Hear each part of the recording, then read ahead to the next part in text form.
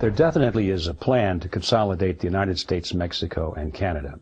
It's more than a plan. It's a mechanism. It's a movement that is well underway. It's not something that's to be done in the future. It's to be completed in the future. But the beginning stages already are well underway. And is it a good idea or not depends on what's going to come out of that merger. I believe that governmental units, regardless of whether they're small or large, whether they're local or national or even international, supposing we're going to merge the three nations together, whether that's a good thing or a bad thing depends on the type of government that will be created.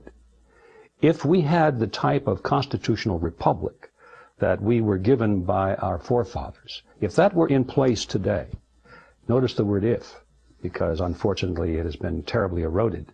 But if it were in place today, and if that were the concept of the kind of a government that we were going to use in the merger of Canada and Mexico with the United States, I think it would have a lot to be said for it. I would probably be in favor of it. But that is not what's happening today. What is happening today is the merger of these three countries into a collectivist super-regional government. By collectivist, I mean it will be totalitarian in nature. There will be very little room for individual rights. It will all be dictated from the top, and it will be practically a model of what we're now seeing happen in Europe and the European Union. We see increasingly, with the passing of every month, that the rights of Europeans and the privileges as citizens in their respective countries are being eroded to the point where now the European Union is becoming the dominant political governmental force. And as a matter of fact, the people who are making the primary decisions in that government are not even elected by the people. They're appointed.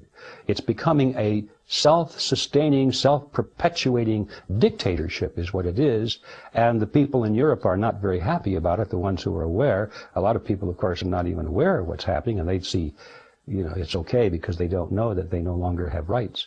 But what will happen in the United States, Mexico, and Canada will be a perfect parallel of what we now see happening in Europe, and it will not be a good thing for us.